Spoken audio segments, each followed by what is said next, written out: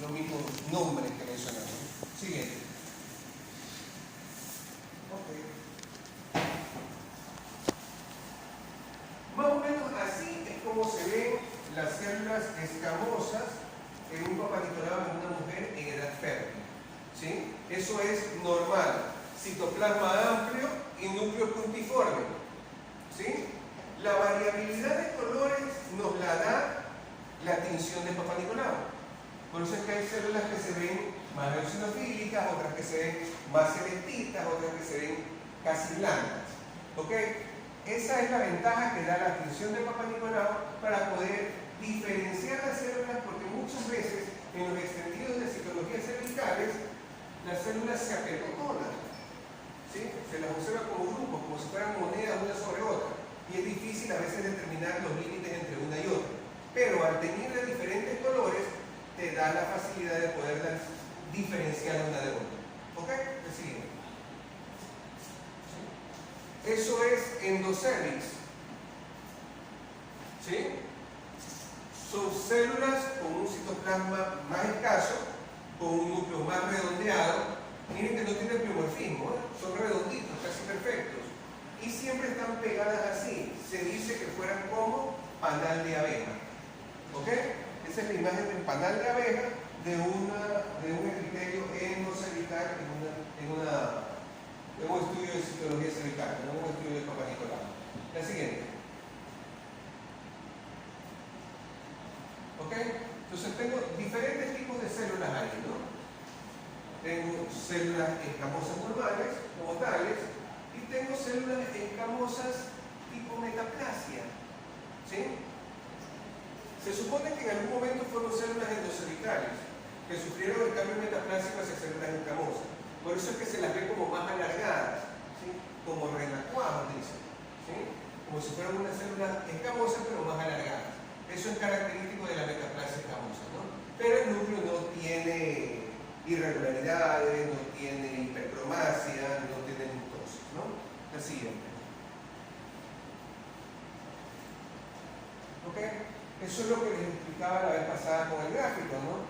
De cómo se ve un epitelio normal y cómo se comienzan a ver los cambios de tipo lesión interepitelial escamosa de bajo grado afectando a 1/3 o de alto grado afectando sea a 2/3 o sea todo el espesor.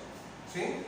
Esto de acá ya sería también todo el espesor carcinoma in situ, y cuando comienza a romper la membrana e infiltrar el estroma, carcinoma infiltrante como tal. ¿Ok? Sí. Ahí tengo el comparativo entre lo que se ve en Papá Nicolau, lo que se ve en biopsia y el esquemático abajo, ¿no? Entonces, células normales, decía, amplio citoplasma, núcleo puntiforme, ¿sí? Y aquí sin displasia, ¿sí? Acá células de NIC1, se dan cuenta que el núcleo ya es un poco más grande y tiene un halo claro alrededor, ¿sí? Esa es la característica de la célula coagulocítica como tal, propia de displasia de bajo grado, de la que afecta a un solo tercio. ¿Sí ven? Aquí está el esquema afectando a un solo tercio, NIC1. Un núcleo más grande, más pleomórfico, pero todavía con amplio citoplasma. Afecta a 2/3, NIC2. ¿Ok? Y acá afecta todo el espesor, y se dan cuenta que las células ya son más núcleo que citoplasma, ¿sí? Y son más pequeñitas. Miren el comparativo del tamaño entre una célula normal y las de allá, que son más pequeñitas. No están tan pegadas en forma de panal como las endocervicales, aunque sí podrían confundirse con ellas, y se ve más pleomorfismo. Eso es propio del NIC3 o de la lesión de alto grado.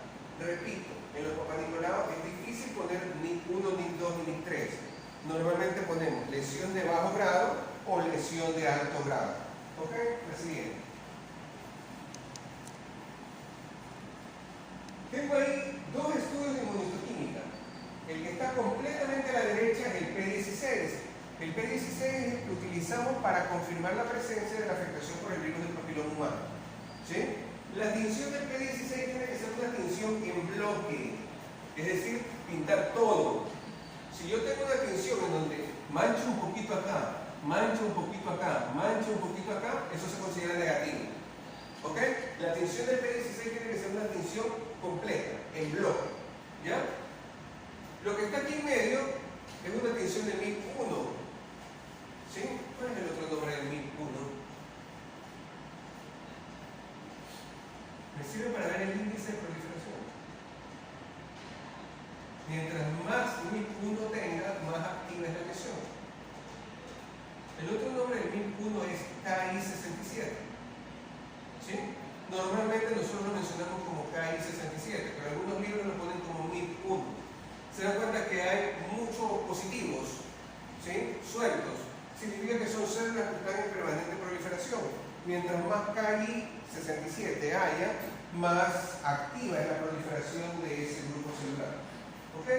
Y se dan cuenta que está por dentro de la membrana basal, ¿no? Significa que la lesión sigue siendo in situ, ¿no? El siguiente. Esto las células glandulares que decimos como panal de abejas, pero cuando aumenta el tamaño del núcleo y casi no se ve citoplasma y están mucho más pegadas entre sí, eso es lo que se conoce como células glandulares atípicas, ¿no? Siguiente. Entonces, tengo un adenocarcinoma de cervix, un adenocarcinoma endometrial y un carcinoma escamoso. Los grupos en Papá Nicolau son difíciles de distinguir entre el adenocarcinoma de cervix y el adenocarcinoma endometrial como tal. Normalmente nosotros identificamos como presencia de adenocarcinoma. ¿Ok? El escamoso sí se ve mucho más en bloque, con células de tipo como si yo sacara un pedazo de esto y lo tuviera allá. ¿Ok? Entonces, ahí sí es más fácil decir que es un carcinoma escamoso. Pero en el adenocarcinoma es difícil porque miren, los dos son con las mismas características glandulares como tal, ¿no? ¿Okay? Sí. El concepto de carcinoma microinfiltrante es cuando hay una pequeña rotura de la membrana basal, ¿sí? Y la infiltración no es densa, es una infiltración pequeña, ¿sí? La siguiente. No, regresa por favor. No, la siguiente. Dice, infiltra menos de 3 milímetros y se extiende menos de 7. ¿A qué me refiero con eso? Menos de 3 milímetros en profundidad hacia el estroma y se extiende en menos de 7 milímetros en longitud de la extensión del epitelio escamoso. ¿Ok? Estamos. Si cumple con esas características se lo considera microinfiltrante. ¿Cuál es la importancia de determinar un diagnóstico de microinfiltrante? Que el microinfiltrante también lo puedo tratar con conización. ¿Ya? A pesar de que ya infiltra, lo puedo tratar con conización. Es raro encontrar estos casos de microinfiltrante. Lo más frecuente es que ya rompa la membrana completa y haga una infiltración como tal, extensa, ¿no? La siguiente. Ahí está, sobre el lado izquierdo un microinfiltrante. Se dan cuenta que es un pedacito nomás que rompió la membrana y está infiltrando en el estroma, ¿no? Chiquitito. ¿Ok? Y sobre el lado derecho un carcinoma epidermoide netamente infiltrante, ¿no? Bien diferenciado, con perlas de queratina en su interior, pero formando nidos completos dentro del estroma. ¿Correcto? Entonces hay una diferencia marcada, ¿no? Obligatoriamente de allá tengo que hacer histerectomía. ¿Sí? Y es una histerectomía completa, ¿no? ¿Sí? Completa, como tal.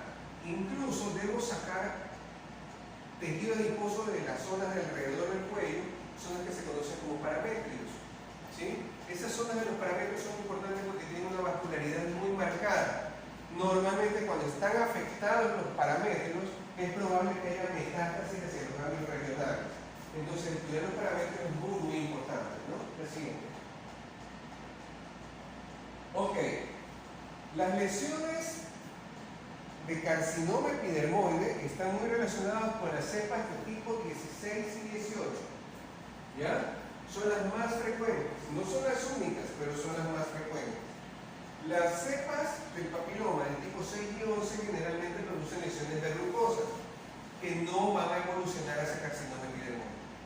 Entonces, ¿cuáles evolucionan principalmente carcinoma epidermoide? La 16 y la 18. ¿No?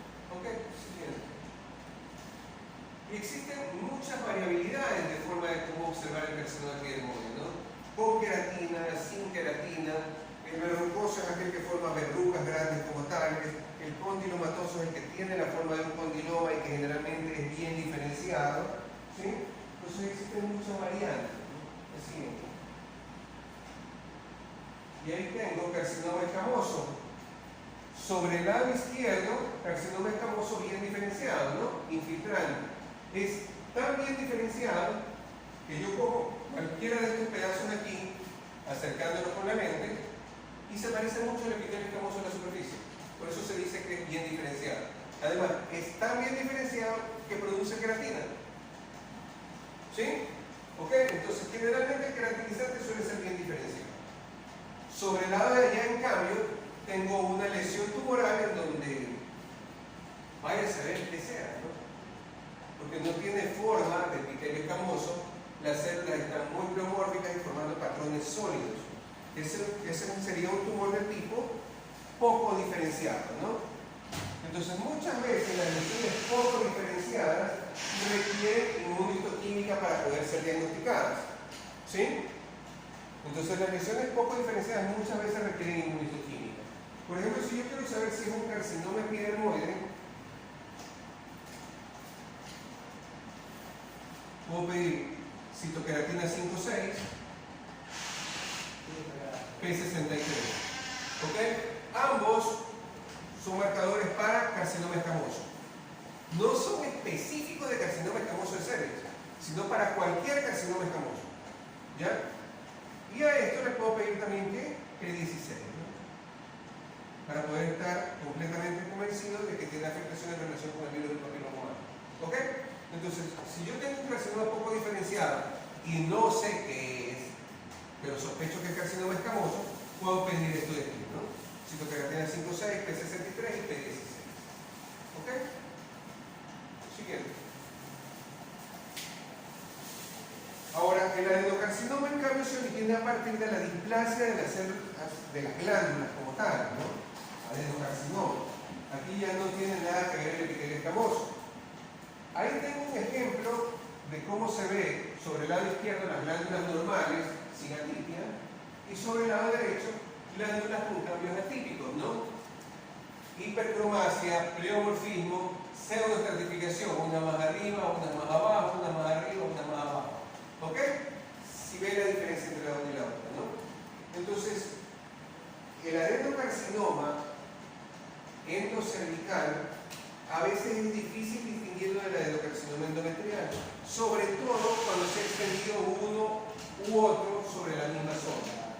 Es decir, una persona puede tener un adenocarcinoma endocervical que se ha extendido hacia arriba, que está afectando endometrio, pero yo no sé en realidad si su origen era endocervical o era endometrial, o viceversa, puede haber sido un endometrial que se extiende hacia cervix. ¿Ya? ¿Cómo los diferencio entre el uno y el otro?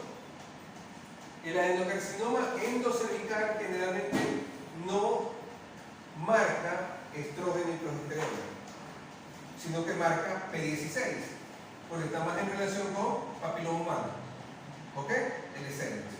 Mientras que el de endometrio no marca P16 porque no tiene relación con el papiloma y suele ser positivo para estrógeno y progesterona, porque tiene una respuesta más en relación con receptores hormonales. ¿Ok? ¿Estamos? Entonces, de esa manera yo podría diferenciar el adenocarcinoma endocervical del adenocarcinoma endometrial. ¿Y por qué me sirve esto? Si al fin y al cabo los dos son adenocarcinoma y a los dos tengo que hacer histerectomía. Chicos, si el adenocarcinoma endometrial es positivo para receptores de estrógeno y progesterona, yo puedo utilizar quimioterapia contra receptores de estrógeno y progesterona. ¿Ok? Y eso va a hacer que el tumor se haga más pequeño. ¿Ya? Entonces le va a ir mejor a ese paciente con ese tipo de tratamiento.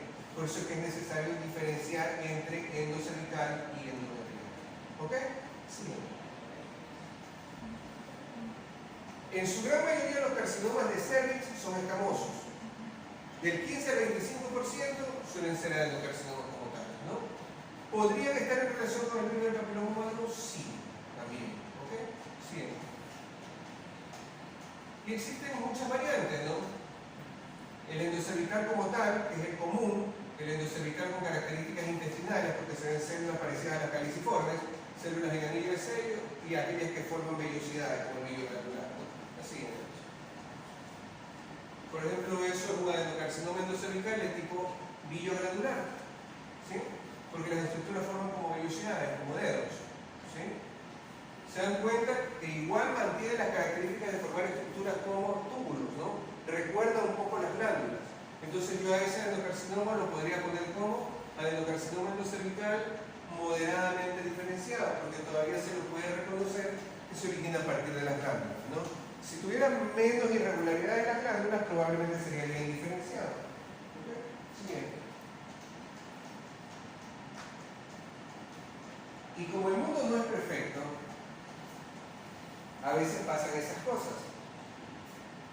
A veces hay combinación de ambos tumores, ¿sí? Y ese es el que se conoce como carcinoma adenoescamoso. No es muy frecuente, ¿sí? Pero hay que tener presente la posibilidad de que existan tumores con las características de ambos. ¿Ok? Entonces, si se dan cuenta que forman estructuras tubulares, como si fuera un adenocarcinoma, pero hay áreas que son mucho más sólidas, como si fuera un carcinoma epidermoide. Sí. Ok, está minimizada otra presentación que dice endometrio. ¿Preguntas? ¿Dudas hasta ahí? Con respecto a cervix. Está más o menos claro, ¿no? Ok, entonces ya más o menos ustedes ya pueden entender y interpretar un poco si alguien viene con un estudio de Papá Nicolau y les dice: mire, me reportaron un negativo y me dice que tengo cáncer. ¿Tengo cáncer? No. ¿Ok? Me reportaron, tengo LIE de bajo grado. ¿Eso es cáncer? No. ¿Ok? ¿Qué tengo que hacer con ese LIE de bajo grado? Nada, tienes que volver después de un tiempo a hacerte otro Papá Nicolau y verificar si eso pasó o no pasó. ¿Ok? Recuerden que el virus del papiloma humano vive con la persona el resto de su vida. ¿Sí? Sino que hay etapas en que se reactiva. ¿Ok? No desaparece completamente. Ok, vamos a otro. Piriforme, pesa 80 gramos, mide 108 centímetros. Y recordar las 4 capas, ¿no? Decíamos mucosa o endometrio, miometrio. El miometrio suele tener una doble capa muscular, ¿sí? Y la serosa como tal. ¿Ok? Ojo con las afectaciones dentro del miometrio, ¿sí? Y ojo con los cambios glandulares que se dan a nivel del endometrio. Siempre tener presente ante cualquier estudio, ¿sí?, la edad del paciente, ¿sí?, si está tomando o no está tomando algún tipo de medicación, sean estos anticonceptivos o sean medicamentos para tipo anticonceptivos, pero para quitar los síntomas de la menopausia, ¿sí? Entonces es importante el tener claro esos datos cuando se vaya a hacer el estudio en relación con el tema. En cervix yo puedo tomar la biopsia, ¿no? ¿Cómo tomo una biopsia para estudiar útero?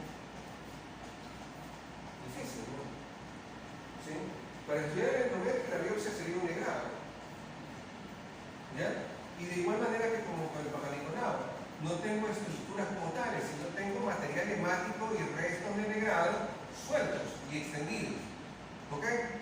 Ahora, si yo quiero estudiar el miometrio, difícil. Tengo que basarme principalmente en estudio de imágenes. ¿Ya? ¿Ok? Sigue.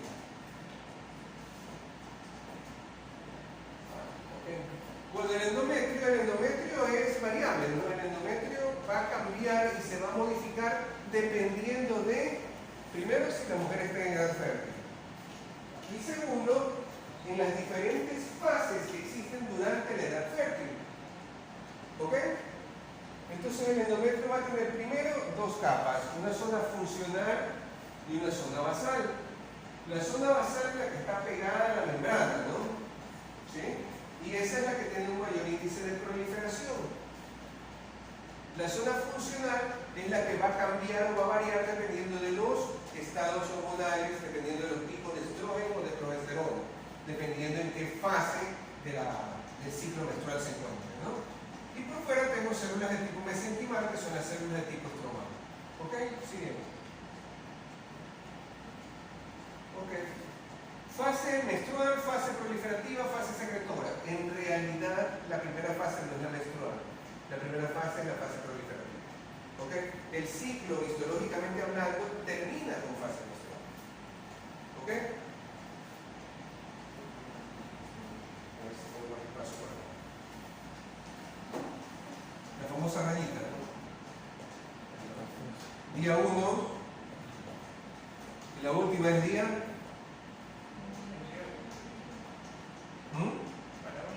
¿La última es 28 o es 30? ¿El 20 es 30? Dependiendo. 28. 28. Okay. Lo del 30 es un error común, ¿sí? Porque si toman en cuenta el 30, en algún momento este 14 se les va a mover a otro lado, y ahí es cuando dicen calculé mal. ¿Ya? ¿Ok? Entonces, ¿cómo hago ahí método del ritmo? Método del ritmo existe, funciona. Si no, yo estuviera yendo ahí. A ver, funciona. Funciona primero que la mujer tiene que ser relojista. Tiene que, sí, tiene que ser regular y es 5 días antes de la menstruación y 5 días después. 5 días antes, 5 días después. ¿Ok? Una mujer muy precavida. ¿Ok? Muy precavida con los 5 días antes y 5 días después. ¿Ok? ¿Alguien tiene otra idea? Dime.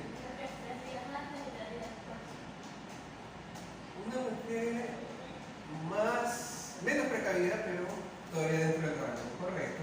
3. Se supone que son 48 y 48. ¿Sí? Pero esa es la persona que le gusta vivir al filo del peligro. ¿Ya?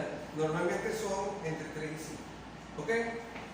5 días si quieres vivir realmente tranquilo. ¿Sí? Porque se puede mover como tal. Ok, entonces digamos que son 3. ¿Ya? 3, 3. Acá tendría 11, ¿no? Sí, ¿no? Y acá tendría 11 mismo. Ok. Tengo 11 y 11. Sí, ¿no? Tengo 11 y 11, ¿no? ¿Sí? O sea, fría y estadísticamente sí tengo 11 y 11, ¿no? Que quieras respetar estos días es otra cosa. Pero fría y estadísticamente tienes 11 y 11. ¿Ya? ¿Ok? Estamos, ¿no? ¿Por qué les explico esto? Porque en algún momento van a hacer medicatura rural. Y dentro de la medicatura rural les toca hacer salud escolar. Y esos peladitos preguntan todo. ¿Sí? Obviamente los que ya están en,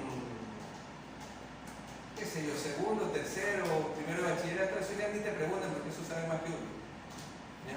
Pero los que están todavía en primaria, esos son los que preguntan las cosas. Siguen en primaria. ¿Sí? Porque es muy frecuente ver en zonas periféricas chicas embarazadas con 12 años. ¿Sí? Chicas embarazadas con 11 años. Que por tanto iniciaron su vida sexual mucho antes. ¿Ya? Los cambios citopáticos por el virus del papiloma humano normalmente toman de 5 a 8 años a 10 años para ir cambiando. De nada a ligue bajo grado. Y más o menos 5 años entre el bajo grado a la displasia moderada, displasia severa, etcétera, etcétera. Por eso es que antes en los libros te decía el más frecuente el carcinoma escamoso en relación a los 45 años, tomando en cuenta que 5, 5 y 5, 15 empezaron su vida sexual al parto. ¿Sí? O se contagiaban del virus del papiloma humano pasados los 25 años. Actualmente no. Actualmente tenemos carcinomas escamosos y adenocarcinomas en pacientes de 28 y 30 años que empezaron su vida sexual antes de los 15 o que se contagiaron antes de los 15. ¿Sí? Primero, en un mundo ideal, lo ideal sería que se espere hasta que encuentre la persona adecuada, preferible que sea el matrimonio, etc. En un mundo ideal. Pero como no vivimos en un mundo ideal y como parte de la formación del médico es educar a las personas, toca promover los métodos de barrera. ¿Sí? Es más, en los subcentros y en los hospitales están los dispensadores.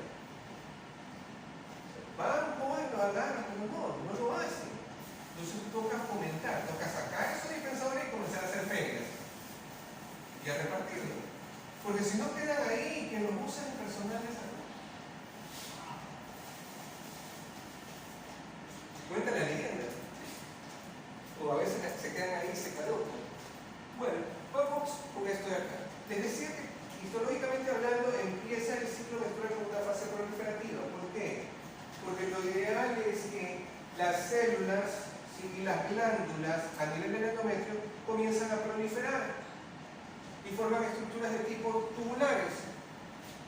¿Sí? A medida que va pasando el tiempo y se van acercando al día 14, estas glándulas tubulares van aumentando en cantidad. ¿A consecuencia de qué? A consecuencia de un aumento de estrógeno. Y el estrógeno sube, sube, sube, sube, y eso hace que el endometrio prolifere, prolifere y prolifere. ¿Ok? Hasta que más o menos llega al día 14, ¿sí? En donde como que se estanca el estrógeno y comienza a subir ¿qué? Progesterona. Y la progesterona comienza a sube, sube, sube. ¿Y esa progesterona qué hace? Que las glándulas se alarguen, se hagan más cerradas, se carguen de glucógeno, cambios propios de la fase secretora. Y casi al finalizar la fase secretora, comienza a haber cambios estromales, que es lo que se conoce como cambios de tipo predesimal. ¿Sí? Similares a los cambios de la decidua ya de la placenta. ¿Ok? Del endometrio que está con la placenta ahí al lado. Entonces, ¿el endometrio qué hace? Prepara a la mujer todos los meses para quedar embarazada. Se supone que esa es la función. El endometrio está diseñado para quedar embarazado cada mes. ¿Ya? Que no lo ayuden es otra cosa. Entonces, si no se embaraza, si no se produce la implantación, ¿qué pasa? Cae el pico de los dos, tanto estrógeno como progesterona, y se produce la fase menstrual, que es la descamación del endometrio como tal, provocado por la deprivación hormonal. ¿Ya? Estamos, ¿no? Más o menos es lo que ocasiona la píldora del menstrual. ¿Sí? Pasa, sucede y provoca una deprivación completa y ¡plum! Se suelta todo el endometrio. Entonces, literalmente lo que está provocando es que se venga todo y no tenga donde implantar. ¿Ya? Por eso es que funciona en el lapso de 48 horas, 72 horas y va bajando la efectividad a medida que van pasando más las horas. ¿Sí? ¿Ok? ¿Por qué? Porque puede haber ya cogido pegado y ya implantarse antes de que suelte todo. Entonces, nada.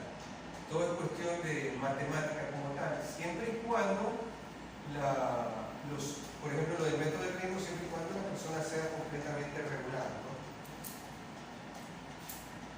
Ok. Entonces, tenemos claro cómo se da el ciclo, tenemos claro quién juega el papel, estrógeno y progesterona, y tenemos claro más o menos la regularidad. Esto es un ideal, vuelvo y repito. ¿Sí? Ahora, siguiente.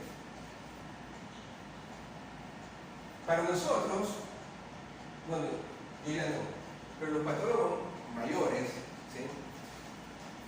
Antes se hacía el estadiaje del ciclo menstrual con biopsias, con legrados, ¿sí? Para poder dar tratamiento a los pacientes que tienen irregularidades menstruales. Actualmente ya se lo hace con valores hormonales en sangre, etcétera, etcétera. Pero antes se lo hacía con legrados. Por tanto, a nosotros que nos tocaba, el patólogo tenía que gradar el día, es decir, tú tenías que decir, esto es una muestra de endometrio proliferativo día 8. Después es dificilísimo. ¿Sí? O sea, afortunadamente ahora no es así. Y nosotros lo hacemos como endometrio en fase proliferativa, endometrio en fase secretora, endometrio en fase menstrual. ¿Ok? Si eres más acucioso, puedes poner endometrio en fase proliferativa con la siguiente, por favor. Ya, eso es el que ya ha sufrido toda la deprivación y es el que se va a soltar con la menstruación, ¿no? ¿Ok? Ya se ve completamente hemorrágico y ya no viable, ¿no? Ya se ha producido lisis, ¿no? Siguiente. Lo que nosotros podemos hacer más acuciosamente es decir, fase proliferativa temprana. ¿Sí? Cuando las glándulas tubulares son más pequeñitas. ¿Sí? Fase proliferativa tardía, cuando ya comienzan a hacerse alargadas, ya aparecen secretoras. ¿Ok? Entonces eso es lo que nosotros podemos hacer ahora, o hacemos ahora, ¿no? Eso es un endometrio en fase proliferativa temprana. ¿Ok? Pero ya no tengo que decir, es el día 6, 7, que era mucho más difícil, ¿no? ¿Ok? Entonces, Proliferativa de 9 a 20 días, promedio de 10 días, ¿no? La siguiente. Y entonces tengo las glándulas, ¿no? Tubulares y proliferando en cantidad, aumentando en cantidad. ¿Ok? Siguiente. Se van dando cuenta que se van haciendo más alargadas a medida que se va acercando a la fase secretora. Siguiente. ¿Ok? Fase secretora, fase progestacional. De 6 a 9 días, desde el día posovulatorio 15, ¿sí? Hasta el final, hasta prácticamente el final del ciclo, ¿no?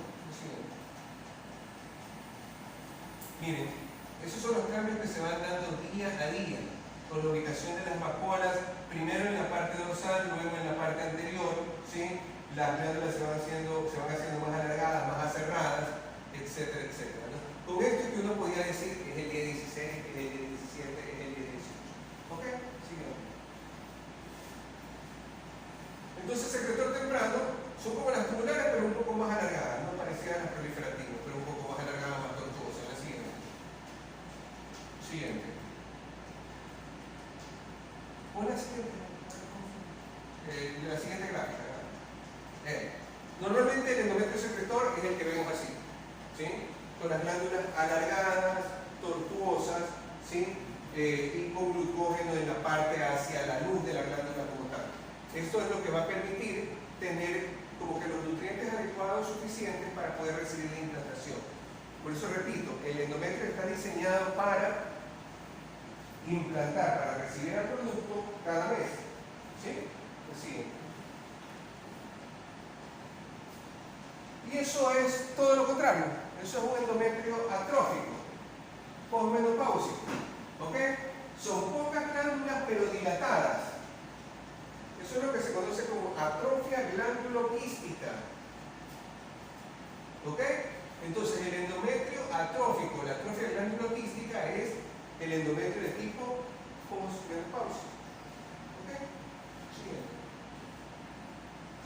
Y el endometrio gravídico, en cambio, tiene características de tipo decidual, es decir, las células se vuelven más grandes, como si fueran baldosas, ¿sí? Como si fueran porcelana, mucho más claras como tal, y pueden tener zonas en donde haya cierta infiltración de trofoblasta, es decir, presencia de células citotrofoblásticas o sin citotrofoblásticas, si es que se maneja normalmente la formación de la placenta, ¿no? Okay. Y esto también es importante. El endometrio puede mostrar lo que se conoce como fenómeno de Arias Stella. ¿Sí? El fenómeno de Arias Stella es propio del endometrio gravídico. ¿Por qué es importante? Porque tiene núcleos atípicos. Son núcleos grandes, irregulares y con la tendencia de ir hacia la luz. Entonces, a eso se los conoce como núcleos en forma de cabeza de tachuela o de tachuela, que son muy similares a los del carcinoma seroso del endometrio. ¿Ok? ¿Cuál es la diferencia? El carcinoma seroso se da generalmente en posmenopáusicas. El fenómeno de Arias Stella es obviamente en relación a un embarazo. ¿Por qué es importante esto? Porque imagínense que alguien haya tenido un aborto del que no dijo nadie. ¿Sí? Se hizo el legrado clandestinamente, lo botó, y después de semanas o meses, o un par de meses, tal vez, generalmente semanas, vuelve a sangrar. Y en imágenes se ve algo adentro de la cavidad uterina, como si fuera endometrio, como si fuera una lesión en endometrio. Pero esta persona no le dice a nadie que tuvo un aborto. ¿Ok? Entonces pueden ser por restos de ese aborto, o puede ser endometrio con cambios de tipo Arias Stella. ¿Ya? Pero como los cambios de Arias Stella son irregulares y son feos, podrían confundirse con un carcinoma seroso y podrían sobrediagnosticarse. ¿No? La siguiente, por favor. Esto es endometrio con cambios deciduales, que decía que son citoplasma amplio, claro, como si fueran baldosas, ¿no? Como si fuera cerámica. Eso es propio del endometrio del embarazo, ¿no? Y estos son los fenómenos de tipo cambio de Arias Stella. Miren los núcleos pleomórficos, hipercromáticos y como con la tendencia de sobresalir hacia la luz, como si fueran cabeza de tachuela, dice, o como si fueran tachuelas, ¿no? ¿Ok? Ojo con los cambios de tipo área externa, ¿no? Que son propios de tipo gestacional. No confundirlo con atipia, displasia o con un carcinoma como tal. ¿Ok? Siguiente. Una lesión frecuente en el endometrio de tipo benigna son los pólipos endometriales. ¿Sí? Los pólipos endometriales por ecografía pueden verse como estructuras polipoides o pueden verse como engrosamiento del endometrio. ¿Ya? Pero una vez que nosotros tenemos la biopsia, vemos glándulas dilatadas, principalmente en fase proliferativa, áreas de hemorragia y vasos sanguíneos congestivos. ¿Ok? El pólipo endometrial no tiene atipia, no produce displasia, por tanto no va a evolucionar hacia malignidad. ¿Correcto? ¿Sí? El pólipo endometrial es una de las patologías más frecuentes del endometrio y el tratamiento es... ¿Cómo trata un pólipo endometrial?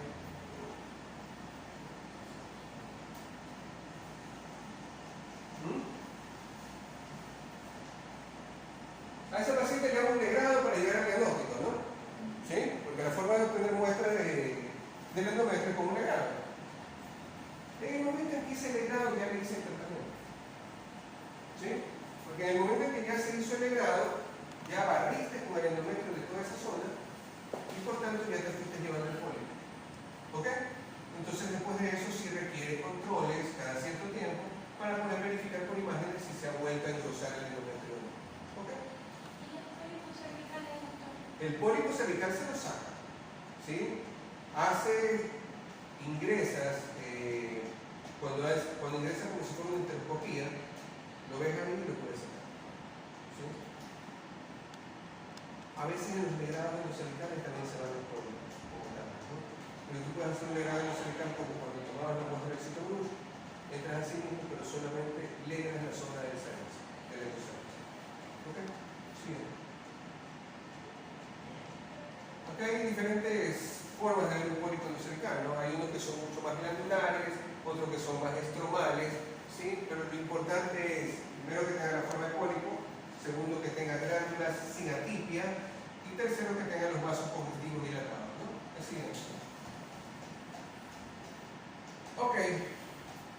Otra de las patologías que podría darse dentro del endometrio es la hiperplasia endometrial. Regresemos un poquito al ciclo menstrual. Y decíamos que la fase proliferativa se daba por aumento de estrógeno. ¿Sí? Y que llegaba un momento determinado en que esto se estancaba y comenzaba a subir progesterona, ¿no? Eso es un ciclo normal. Ahora, ¿qué pasa si nunca aparece la progesterona? Sino que solamente está con estrógeno, estrógeno, estrógeno, estrógeno y sigue subiendo estrógeno. Ese endometrio está prolifera, prolifera, prolifera, prolifera y nunca para de proliferar. Y eso produce engrosamiento en el endometrio. ¿Ok? Eso es lo que en ecografías dicen, tiene el endometrio engrosado. ¿Sí? Tantos milímetros. ¿Ok? Eso podría ser una hiperplasia endometrial. Ahora, la hiperplasia endometrial puede ser, como las dos de arriba, sin atipia, en donde tengo aumento en la cantidad de glándulas, ¿sí? Pero los núcleos no tienen pleomorfismo, no tienen hiperplasia, ¿sí? Lo que tengo es bastante glándulas. O puede ser como las de abajo, con atipia, núcleos pleomórficos, hipercromáticos, pseudoestratificación, mitosis atípica, etc. ¿Ok? Y con la característica de que las glándulas están pegadas, lo que se llama espalda con espalda. Si se dan cuenta que aquí la glándula está pegada de acá, como si estuvieran espalda con espalda, a diferencia de las de arriba, que hay más glándulas, pero que todavía tengo espacio de estroma entre cada glándula. Esa característica de espalda, con las características de pleomorfismo e hipercromasia, son propias de la hiperplasia endometrial con atipia, pero también son propias de la adenocarcinoma del endometrio, de tipo endometrioide. ¿Ok? Entonces, yo con esto, sin ver estroma, porque no estoy viendo el miometrio, a ver si esto está infiltrando o no, porque es un legrado lo que he hecho, ¿sí? Yo no puedo saber si eso es hiperplasia endometrial con atipia o o es un adenocarcinoma bien diferenciado. ¿Ok? Yo no sé si está infiltrando o no. Entonces, ¿por qué me interesa saber esto? Porque en las dos primeras, en las que no tienen atipia, el tratamiento es el grado que hice. ¿Sí? Como en el pólipo endometrial. ¿Ya? En las dos de abajo, como no puedo descartar que sea cáncer, tengo que hacer histerectomía. ¿Ok? Estamos. ¿Sí? Entonces, si la hiperplasia endometrial tiene atipia, el tratamiento ya es histerectomía como tal. ¿Ok? ¿Por qué? Porque yo no puedo descartar que no sea un adenocarcinoma endometrial de tipo endometrioide, ¿no? Sí. Antes se las diagnosticaba como sin atipia simple y compleja, con atipia simple y compleja. Y se volvió un champú. ¿Sí? Actualmente se las diagnostica solamente con hiperplasia sin atipia y con atipia. ¿Ok? Entonces, estas diapositivas son como que un poquito antes. Sí. Y ahí están las características de la atipia que decía, ¿no? Pleomorfismo, hipertromasia, mitosis atípica, etc. Siguen. Siguen. Por ejemplo, eso es un carcinoma seroso. ¿Se dan cuenta que los núcleos hacen esas estructuras como tachuelas, similar al fenómeno de Gary Stella en la superficie? ¿Sí? Y acá también, ¿no? Obviamente es mucho más pleomórfico, mucho más feo, pero sí se presta a confusión. Así que es importante tener los datos de edad de la paciente, los datos de fecha de última menstruación, los datos de si está tomando algún medicamento, los datos de si tuvo un embarazo reciente, los datos de si tuvo un aborto reciente. ¿Ok? Resulta difícil sobre todo en adolescentes. ¿Sí? Más aún si están acompañados de los papás.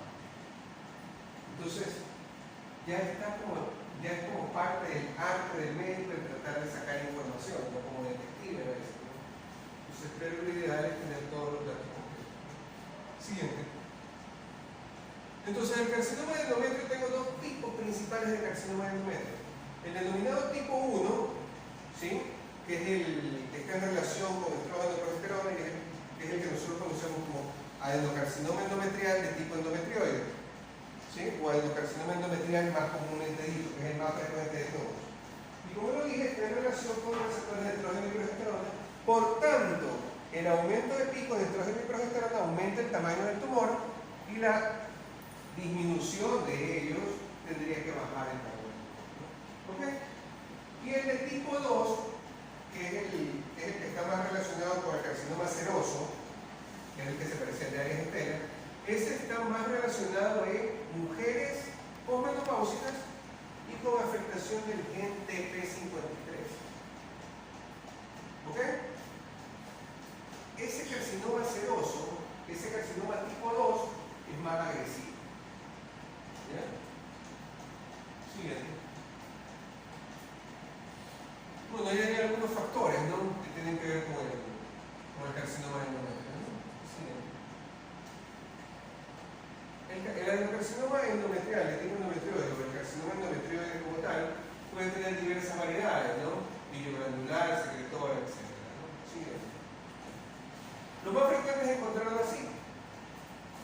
Recuerdan a las glándulas endometriales como tales, ¿sí?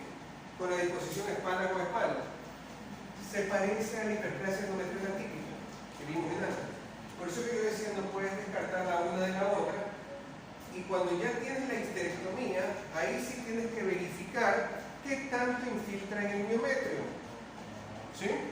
Porque de eso va a depender el TNM de ese paciente, va a depender el pronóstico de ese paciente, ¿no? Es decir, no tiene el mismo pronóstico un adenocarcinoma de endometrio que infiltra menos de la mitad, menos del 50% de la pared miometrial, a aquel que afecta más del 50% de la pared miometrial. El primero tiene mejor pronóstico que el otro, porque tiene un índice de profundidad de infiltración menos grande. ¿Sí? Otro factor que tenemos que ver es lo que les decía antes, la presencia de afectación de los paramétricos. Si existen dos tumores en los paramétricos, porque hay mayor índice índice de afectación vascular y riesgo de metástasis que se hagan en el regional, ¿no? ¿Ok? Entonces, arquitectura de la lesión y la tipia nuclear. Siguiente. Casi todos los carcinomas endométricos son de tipo endometrioide, la gran mayoría. Sin embargo, recuerden que el seroso era el que era más agresivo, ¿no? Sí. Ahí hay diversas imágenes de diversos tipos de carcinoma endometrial, ¿no? Entonces tengo el convencional, el endometrial de tipo endometrioide, y diferentes variantes, ¿no? Incluso algunos pueden tener metaplasia escamosa, lo cual cambia también un poco el pronóstico. ¿Ok? Puede haber zonas de metaplasia escamosa como tal, o zonas de cambio de células claras, como en la parte de arriba, o en la última imagen, con características de tipo villo glandular, como si fueran vellosidades. ¿Ok? Siguiente. Mientras menos patrón sólido tengan, mejor diferenciados son. Entonces se dice que si tiene un patrón sólido de menos del 5%, grado 1, del 5 al 50%, grado 2, y más del 50% del tumor, grado 3. ¿Sí? A estos grado 1, grado 2 o grado 3 se les puede decir bien diferenciado, moderadamente diferenciado o poco diferenciado. O los pueden encontrar con este nombre: FIGO 1, FIGO 2 o FIGO 3. FIGO es la Federación Internacional de Gineco-Obstetricia y es la que hizo la clasificación de esto. ¿Ok?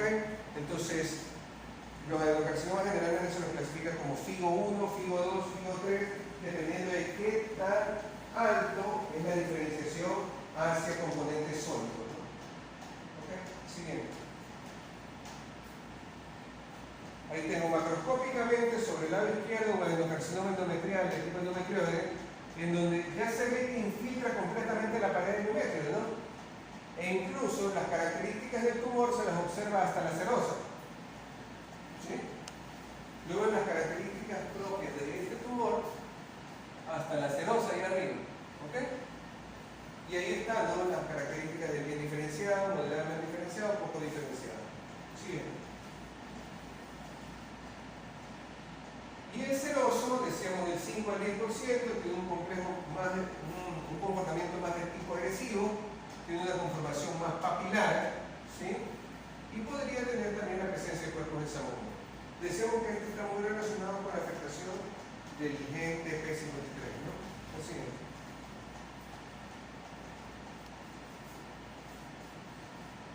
Siguiente. ¿Ok? Es mucho más sólido, mucho más indiferenciado, mucho más pleomórfico y generalmente afecta a mujeres de tipo menopáusicas. ¿Sí? Siguiente. Bien, ahí se parece más al área externa, ¿verdad? Con las características de las células en forma de cachuela hacia la luz, con mucho pleomorfismo, con nucleolos evidentes. ¿Sí? Siguiente. Ok, células claras no siguen.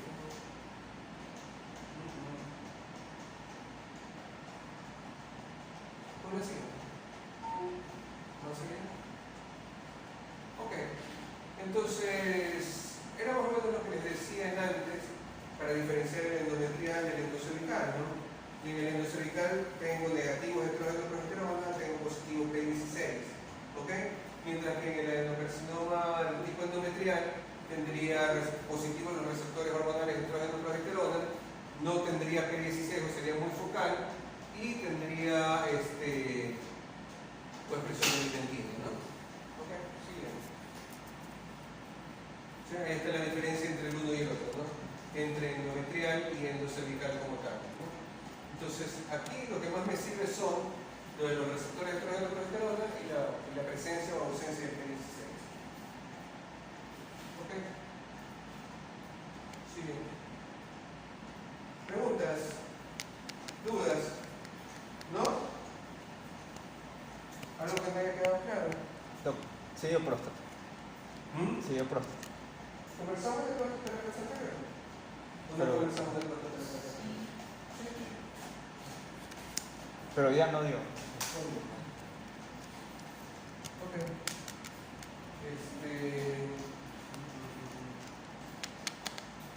¿Está minimizado?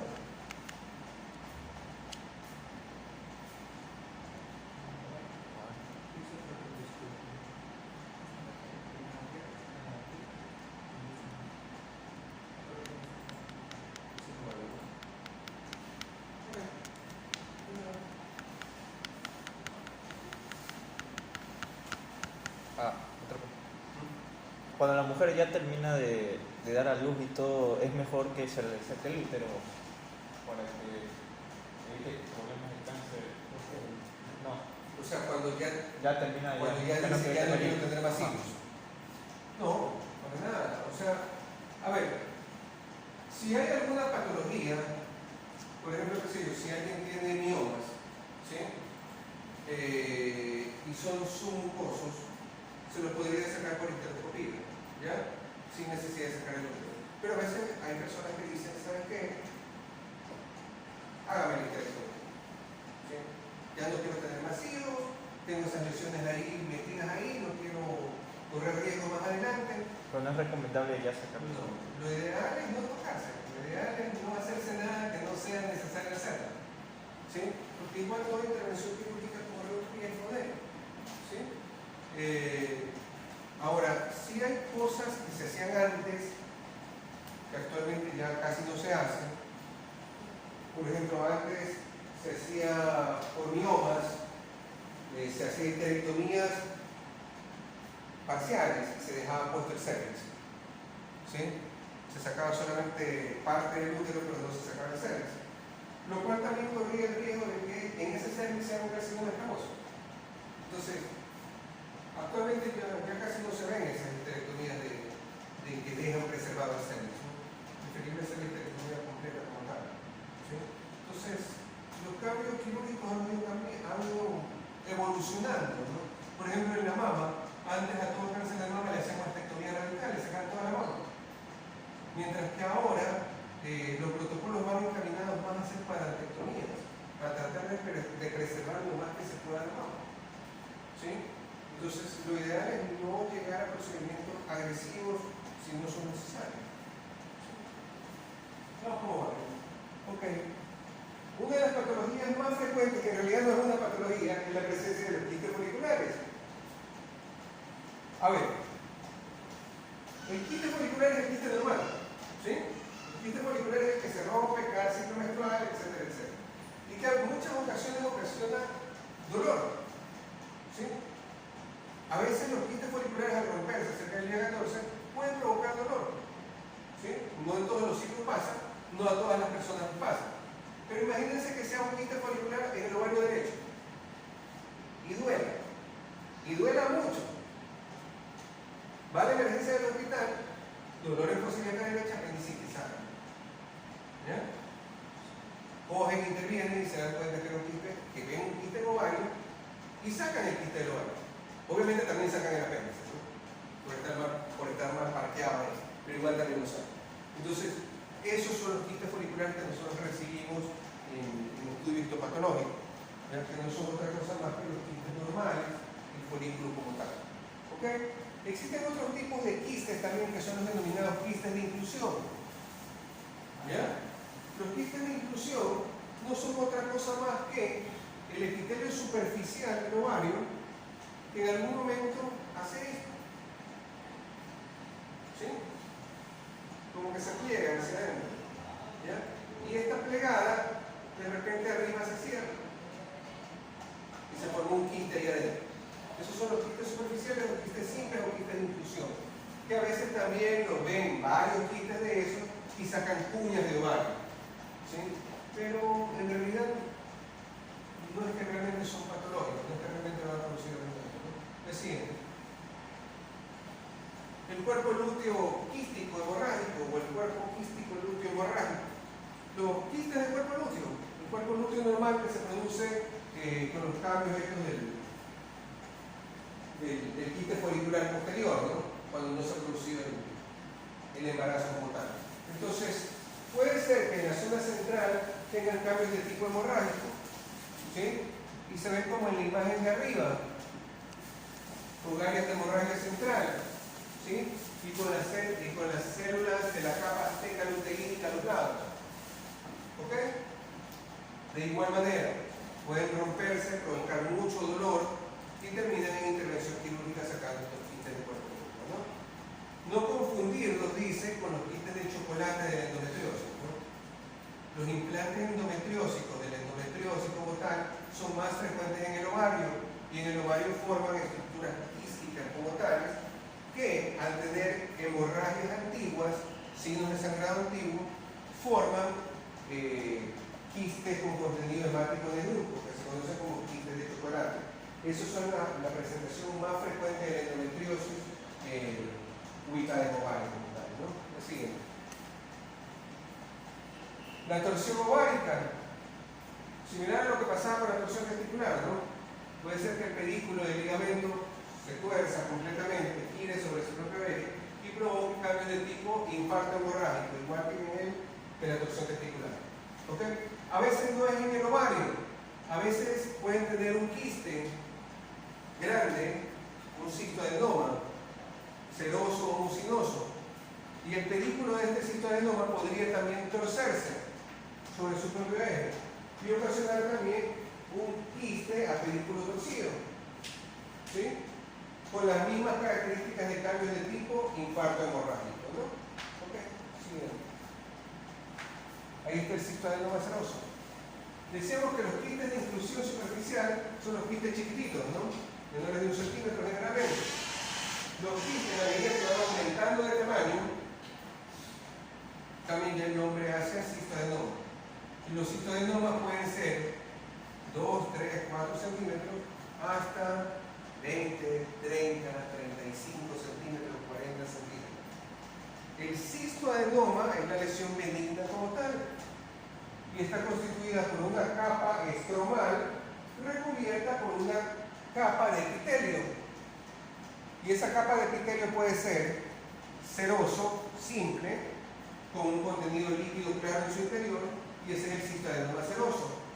O la capa de epitelio puede ser mucinosa, cilíndrica, con contenido mucoso en su interior, y ahí se denomina cistoadenoma mucinoso. ¿Ok? Siguiente. Pueden ser uniloculados o multiloculados, es decir, tener tabiques en su interior. Si es seroso, el contenido es líquido claro y la pared es delgadita. Si se dan cuenta que es una pared sumamente delgada, como si fuera 1 milímetro, 2 milímetros. ¿Qué es importante en los cistodenomas? Verificar si tienen papilas hacia adentro o si tienen papilas hacia afuera. La presencia de papilas hacia adentro, si no hay proliferación, simplemente le hace cambiar el nombre y pasaría de ser cistoadenoma a ser cistoadenoma seroso papilar. ¿Ok? Si son hacia adentro. Pero si son hacia afuera, ojo, porque probablemente adentro ya no son cistoadenomas, sino un cistoadenocarcinoma y esté proliferando hacia la serosis. ¿Ok? Hacia la capa externa del quiste, ¿no? Hacia la cobertura externa del quiste. El siguiente. Entonces aquí tengo, pues, ¿no? El epitelio seroso y el epitelio mucinoso. A veces ese epitelio mucinoso recuerda al epitelio intestinal, ¿no? Siguiente.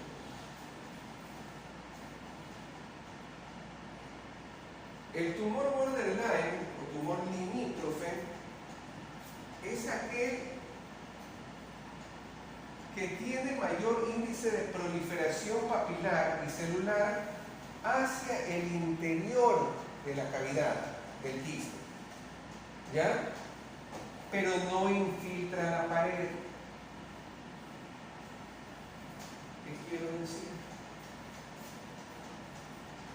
No pasa. Tengo la pared del quiste, ¿no? ¿Ok? Esta es la parte interna, esta es la parte externa. Y aquí comienza a hacer formaciones papilares. Y estas formaciones papilares pueden tener múltiples células, proliferando múltiples células. ¿Ok? Pero no penetran acá. No entran en la pared, en el estroma de la pared, como tal. Entonces, esto de aquí ya no es 100% benigno, pero tampoco es carcinoma invasivo, porque si fuera carcinoma invasivo, estuviera formando estructuras acá adentro. O peor, hasta afuera. ¿Ya? Entonces, por eso a estos tumores de acá, que no tienen la infiltración de aquí, se los denomina tumores limítrofes o tumores borderline. ¿Ya? Porque no cumplen las características completas para pensar en un tumor infiltrante. El tumor borderline generalmente se lo cura con cirugía. Es decir, hace la oforectomía, la extracción del ovario afectado como tal, Y hasta ahí. ¿Ok? En cambio, en el carcinoma infiltrante como tal, muchas veces requiere ya la histerectomía completa, o muchas veces requiere también verificar si no hay ganglios afectados. ¿Ok? Entonces el borderline tiene aumento de la proliferación, tiene pleomorfismo, pero no invade en sí al estroma de la cápsula como tal, ¿no? Así es. ¿Sí? Ahí están las vellosidades, ¿no? Con aumento de la proliferación y todo, pero no entran en la pared. Nunca invaden la pared. ¿Ok?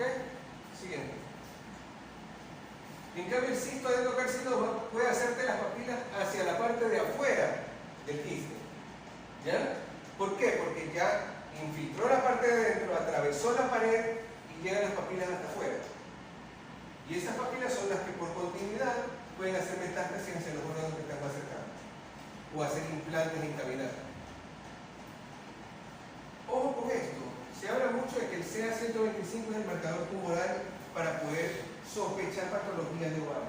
Para sospechar patologías de ovario, si tengo CA125 elevado, solo con eso yo no puedo decir que tiene cáncer de ovario, porque el CA125 se puede elevar también ¿en qué? En endometriosis, se puede elevar en salpingitis, en salpingoforitis, en cualquier otro proceso de tipo inflamatorio podrían elevarse. Y en endometriosis se elevan bastante. Entonces, no es que encuentro marcadores de CA125 y digo enseguida, ¿sabe qué, señor? Usted tiene cáncer de ovario. No puedo hacer eso. El CA125 me sirve como un screening, igual que el PCA. ¿Sabe qué? Hay algo en ovario, investiguemos. Hay algo en útero, investiguemos. ¿Ok? Como el PCA. Hay algo en próstata, investiguemos un poco más. ¿No? Sigamos. Y aquí, igual, el aumento de proliferación y las vellosidades hacia el interior, pero ya el tumor se está metiendo en el estroma, ¿ven? Que las glándulas están metidas acá en el estroma. Siguiente. Ven cómo las glándulas se meten completamente ya en la pared del estroma y vuelven estructuras mucho más complejas, con más pleomorfismo, hiperplasia y microsis artística, ¿no? ¿Ok? Siguiente.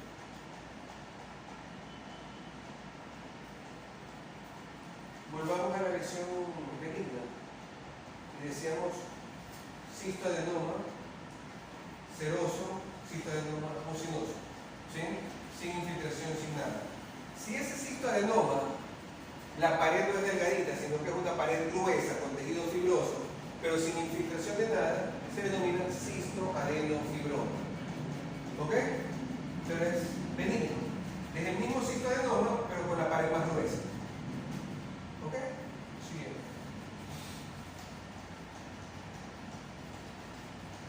Hasta ahí le vamos a dejar. Continuamos con el tumor de Brun, los tumores de Brenner, los tumores estromales como tales, y vamos a ver mama la siguiente clase. ¿Ok? Entonces, vemos la otra mitad de los tumores de ovario y vemos glándula mamaria en la siguiente clase. Fuera de esta clase y fuera del examen quedan 2 semanas, ¿no? Sí, ¿no? O sea, 2 semanas de clase como tal. Ok, la próxima clase vemos entonces lo que mencioné.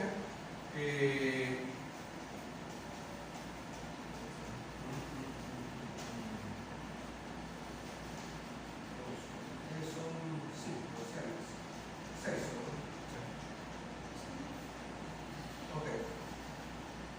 El último tema de este ciclo es glándula tiroides. ¿Sí? Generalmente el tema de glándula tiroides no se lo alcanza a ver en la gran mayoría de los casos. Es más, yo generalmente empiezo las clases de quinto ciclo dando tiroides. ¿Ya? Entonces, dentro de glándula tiroides tengo patologías benignas y patologías malignas. ¿Correcto? ¿Sí? Entonces, la mitad del grupo, es decir, 3, van a ser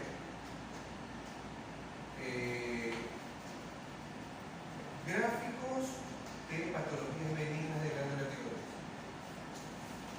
¿Ok? 4 patologías benignas de glándula tiroides. ¿Ya? Y la otra mitad del curso va a ser gráficos de carcinoma tiroideo. Variantes de carcinoma papilar, carcinoma medular y carcinoma folicular. ¿Ok? ¿Sí? Entonces, la una mitad hace gráficos de carcinoma papilar, carcinoma folicular y carcinoma medular en tiroides. Y la otra mitad hace 4 patologías benignas, gráficos de 4 patologías benignas en tiroides. ¿Ok? Eso lo quiero para la próxima clase. ¿Ya? Con eso, no para la próxima clase lunes, sino para la próxima clase viernes. ¿Ok? Ese va a ser un ítem de calificación. ¿Ya? Como quedan 2 semanas, la próxima clase vemos mama, ¿sí? Vemos lo que falta aquí de ovario. La siguiente clase tomamos lección. No el próximo viernes, sino el siguiente. ¿Ok? Estamos. Y ahí tendríamos como calificaciones, actuaciones, el trabajo que estoy mandando y la lección que tomamos el siguiente viernes. Y de ahí vendría el examen. Para el examen no entra tiroides. ¿Ya? Yo se lo estoy mandando como trabajo. Lo van viendo, está dentro del peso, está dentro del contenido, pero yo no les voy a tomar examen